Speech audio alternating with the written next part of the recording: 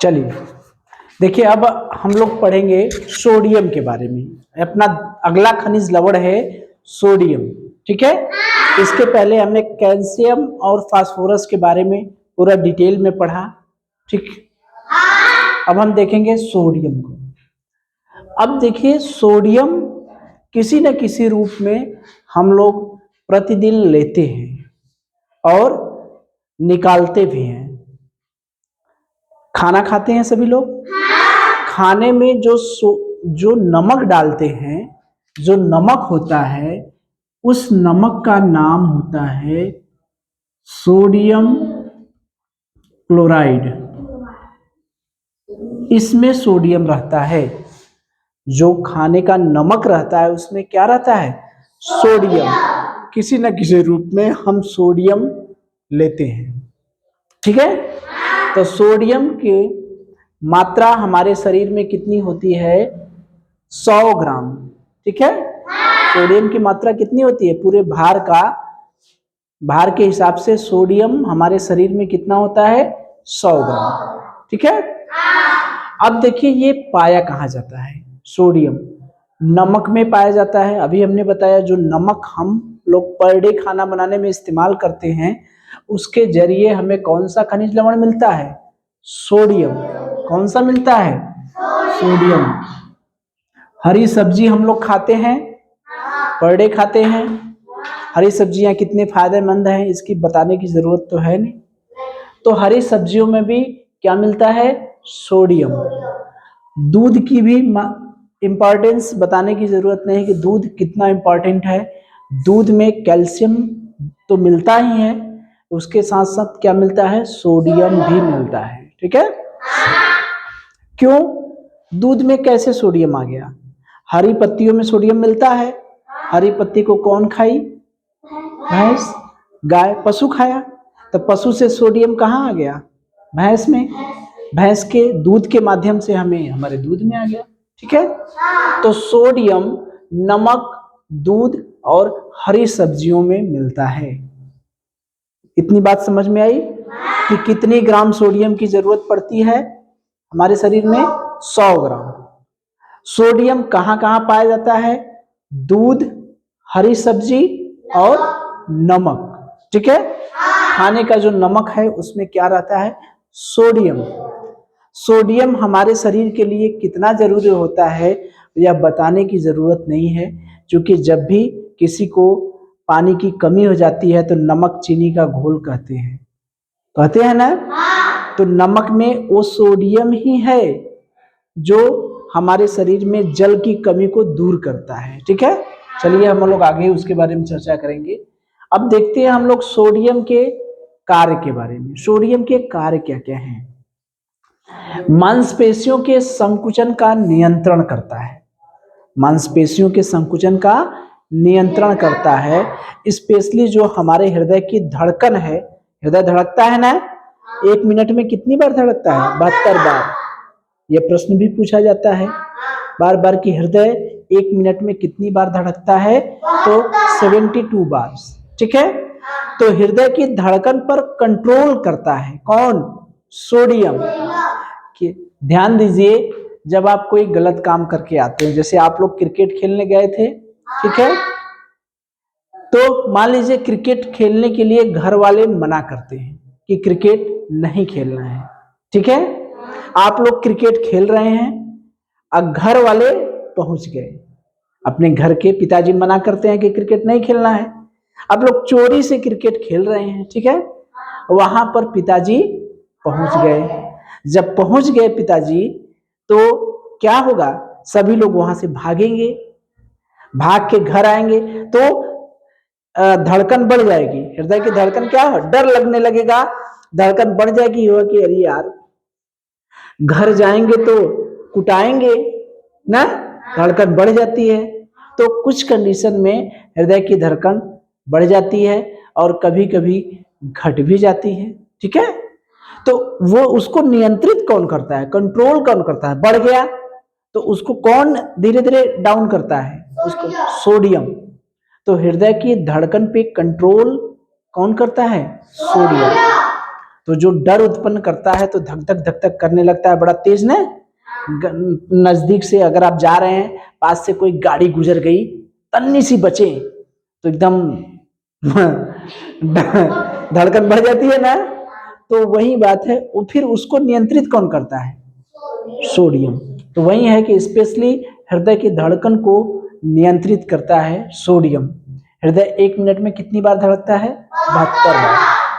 तो वही है, पहला कार्य है मांसपेशियों के संकुचन पर नियंत्रण। ठीक है। रक्त दाब पर नियंत्रण। हमारे शरीर में रुधिर का दाब भी बढ़ जाता है। ठीक है। रक्त दाब पर नियंत्रण, कभी कभी रुधिर का दाब भी बढ़ जाता है। जब हृदय की धड़कन बढ़ती है, जब हृदय जोर से पंप करता है, तो जो हमारी धमनियां रुधिर ले जाती हैं, असिरा ले आती हैं। हमारे हृदय से 2 तरह की नलिकाएं निकलती हैं। एक रक्त को ले जाती है जिसे हम लोग धमनी कहते हैं, और दूसरी, जैसे ये हमारा हृदय हो गया, तो 2 तरह की निकली, एक धमनी और दूसरा क्या है? सिरा। तो धमनी क्या करती है? रक्त ले जाती है, और सिरा रक्त ले आती है। तो धमनियों में जब हृदय जोर से पंप करेगा, तो सोचिए कि धमनियों में जो खून है, जो रक्त है, वो तेजी से बहने लगेगा। बहेगा कि नहीं? बहेगा। कभी कभी रक्त दाब, जब हमारे हृदय की धड़कन बढ़ेगी, तो उस समय रक्त दाब भी बड़ी तेजी से चलने लगता है। हमारे शरीर में खून बड़ा तेजी से संचरित होने लगता है, दबाव के साथ संचरित होने लगता है। और कभी कभी ऐसी स्थिति आती है, बहुत ज्यादा हृदय पर दाब बढ़ा तो धमनियां फट जाती हैं। तो जहां पर फट जाएंगे, जिस अंग का फट जाती हैं, वहां पर क्या होता है? पैरालाइसिस हो जाता है। क्या हो जाता है? पैरालाइसिस। ठीक है। पैरालाइसिस माने एक अंग काम, जैसे हाथ की अगर खून नहीं जा रहा है, धमनियां डिस्टर्ब हो गई हैं, तो ये हाथ का एक अंग काम नहीं करेगा, काम में नहीं करता है, उसी को कहते हैं क्या? पैरालाइसिस। ठीक है। तो रक्त दाब को भी कौन नियंत्रित करता है? सोडियम। ठीक है। हमारे जो रक्त दाब है 120/180, 120 mm AHG है। ये पारे का दाब है, ये mm है, मिलीमीटर। इतने मिलीमीटर, 120/180 मिलीमीटर पारे का दाब। ये डॉक्टरी भाषा में लिखा रहता है 120/180। वो डॉक्टर अपना समझ जाते हैं कि अब दाब सही है। ठीक है। तो रक्त दाब जो है, कभी कभी ये भी पूछ देता है कि रक्त दाब कितना होता है, तो यही लिखेंगे 120/180। ठीक है। शरीर में जल का संतुलन देखते हैं। जब हमारे शरीर में से पानी ज्यादा निकल जाता है, कभी कभी पसीना होता है, तब पर भी तो पानी निकलता है हमारे शरीर से। तो जब कभी पसीने का टेस्ट करेंगे तो नमक की तरह दिखता है, नमकीन। ठीक। नमकीन किसके कारण दिखता है? सोडियम के कारण। किसके कारण? सोडियम के कारण। क्योंकि पसीने के जरिए हमारे शरीर से क्या निकलता है? सोडियम। तो जब सोडियम की कमी हो जाएगी, तब भी हमको दिक्कत होगा। ठीक है। सोडियम की कमी हो जाएगी तो हमें मूर्छा आ जाने लगेगा। देखते हैं, जब ज्यादा पानी निकल जाता है, चाहे वो लैट्रिन हो जाए 2-4 बार, तो क्या निकलता है? लैट्रिन के रास्ते से पानी निकलता है। या हमें उल्टी हो जाए तो क्या निकलता है? पानी निकलता है। पसीना बहुत हो जाए, पानी पीने को न मिले, तब भी हमारे शरीर से क्या निकलता है? पानी निकलता है। तो सोडियम जहां कम हुआ, तो सोडियम कम होने पर ये सब बीमारी आ जाएगी। तंत्रिकाएं काम नहीं करेंगी। जो तंत्रिका कोशिकाएं हैं, तंत्रिका कोशिकाओं के बीच में सोडियम पाया जाता है। जैसे इधर भी तंत्रिका है, इधर भी तंत्रिका है। तंत्रिका कोशिकाएं क्या करती हैं? हमारे शरीर की सूचनाओं को एक स्थान से दूसरे स्थान तक ले जाती हैं। तंत्रिकाएं, जैसे यहाँ पर हमने सुई अगर चुभा दिया, तो ये सुई यहाँ से तंत्रिका हमारे मस्तिष्क तक पहुंचाएगी। लेकिन जब यही सोडियम हमारे शरीर में तंत्रिकाओं के बीच में पाया जाता है सोडियम, अगर यही सोडियम हमारे शरीर में कम हो जाता है, तो सूचनाएं हमारे मस्तिष्क तक नहीं पहुंच पाती तो हमें बेहोशी आने लगती है। जैसे नहीं कहते हैं झाई आवत हो, गिर जाइए चलत चलत।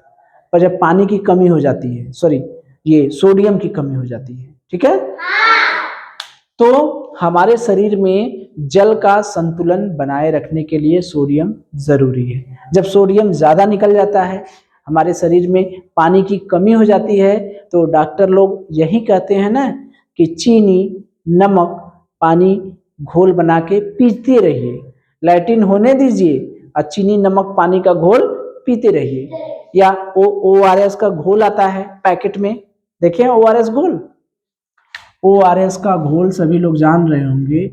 ORS घोल पैकेट में आता है पुड़िया में, वो डॉक्टर लोग सैसे के रूप में उसको पानी में मिला के पीते रहते हैं, तो उससे जल की पूर्ति होती रहती है, ठीक है।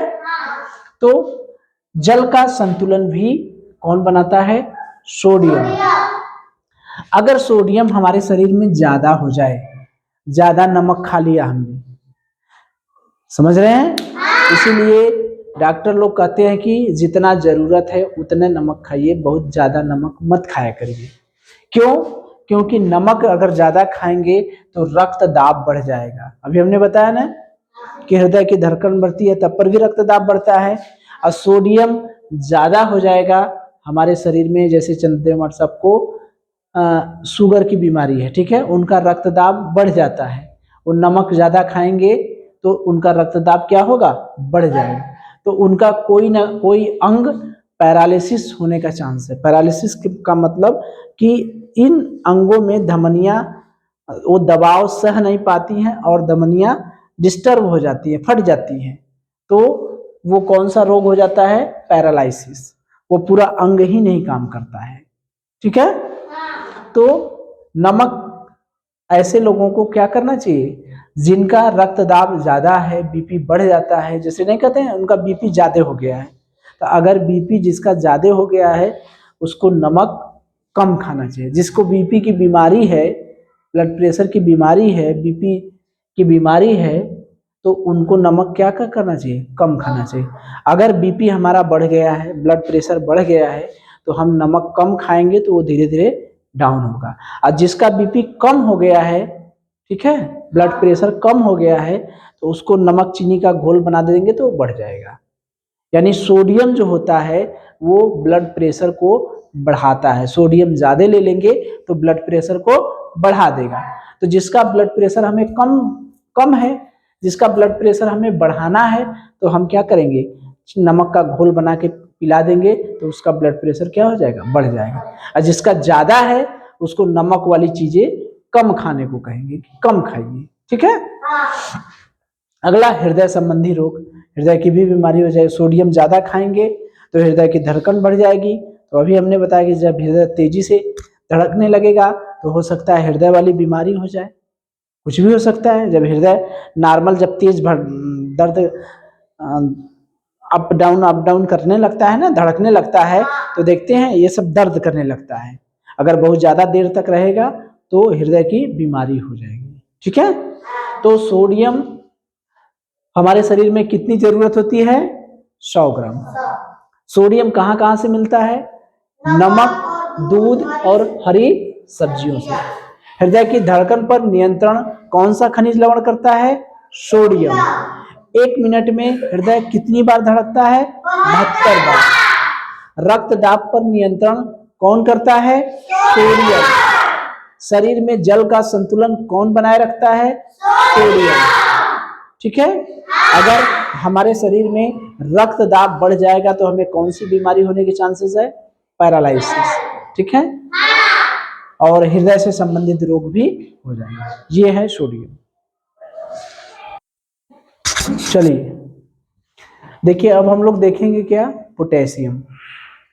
तो सोडियम के साथ साथ पोटेशियम भी दोनों काम करते हैं। सोडियम और पोटेशियम दोनों एक साथ साथ पाए जाते हैं और साथ साथ ही शरीर में काम करते हैं। जहां सोडियम रहेगा वहां पोटेशियम रहेगा। सोडियम और पोटेशियम की मात्रा हमारे शरीर में 250 ग्राम तक रहती है। कितनी? 250 ग्राम। यानी हमारे शरीर में 250 ग्राम तक पोटेशियम पाया जाता है। प्रतिदिन कितनी पोटेशियम की जरूरत पड़ती है? 1.5 से लेके 6 ग्राम प्रतिदिन। प्रतिदिन अगर आपसे पूछा जाता है कि प्रतिदिन हमारे शरीर में कितने ग्राम पोटेशियम की जरूरत पड़ेगी तो क्या कहेंगे? 1.5 से लेके 6 ग्राम। कहाँ कहाँ पाया जाता है? मांस, अंडा, दूध और कॉफी में। ठीक है, मांस, अंडा, दूध और कॉफी में। जहां जहां सोडियम वाला जो स्रोत है वही पोटेशियम के भी लगभग में स्रोत है। सोडियम और पोटेशियम दोनों के स्रोत वही है। कार्य क्या है? वही जो सोडियम का कार्य था। सोडियम में तीनों कार्य थे: रक्त दाब का नियंत्रण, हृदय का नियंत्रण, जल का संतुलन। इसका मतलब ये सभी काम पोटेशियम के भी हैं। अगर पोटेशियम की कमी हो जाएगी तो हमारे शरीर में किसकी कमी हो जाएगी? जल की कमी हो जाएगी। ठीक है, तो सोडियम और पोटेशियम दोनों का एक ही काम है। ये भी आंत में अवशोषित होते हैं। आंत में अवशोषित हो जाता है कुछ भाग, उसके बाद जो बचा हुआ भाग होता है वो मल और मूत्र के साथ निकल जाता है। सोडियम भी निकलता है कि नहीं? हम लोग बाथरूम करते हैं तो उसकी महक यूरिया की वजह से, यूरिया में सोडियम की मात्रा रहती है, जो मूत्र विसर्जन करते हैं तो उसमें भी सोडियम की मात्रा रहती है, मल में भी सोडियम की मात्रा रहती है। कैसे निकलेगा? जो जरूरी है वो तो आंत हमारी अवशोषित कर ली, और जो खराब बचा वो कैसे निकल जाता है शरीर से बाहर? मल और मूत्र के साथ। तो सोडियम और पोटेशियम दोनों का काम एक ही है। मात्रा याद रखिएगा कि 250 ग्राम तक पोटेशियम की हमारे शरीर में जरूरत पड़ती है। प्रतिदिन 1.5 से लेके 6 ग्राम चाहिए। मांस, अंडा, दूध और कॉफी में पाया जाता है, और ये सोडियम के साथ साथ ही कार्य करता है। तो सोडियम का जो भी कार्य है, रक्त दाब का नियंत्रण, हृदय की धड़कन, जल का संतुलन, वो सारी बीमारियां जो सोडियम की कमी से हो जाती थी वो सब कुछ पोटेशियम की कमी से हो जाएगी। अगर आपके शरीर में पोटेशियम की मात्रा कम हो जाएगी, यानी क्या होगा? आपके शरीर में जल की मात्रा कम हो जाएगी। ठीक है, अगर जल की मात्रा कम हो जाए, जैसे पसीना बहुत ज्यादा निकला, सोडियम बहुत ज्यादा निकल गया, तो सोडियम और पोटेशियम दोनों साथ साथ कम हो जाएंगे। जैसे पसीना हमारे शरीर से बहुत ज्यादा निकल गया, गर्मी हो गई, गर्मी में पसीना बहुत ज्यादा निकल गया तो सोडियम की कमी तो हुई, तो सोडियम के साथ साथ किसकी कमी हो गई? पोटेशियम की भी। ठीक है, तो ये याद रखिएगा कि सोडियम और पोटेशियम दोनों साथ साथ काम करते हैं। ठीक है, चलिए।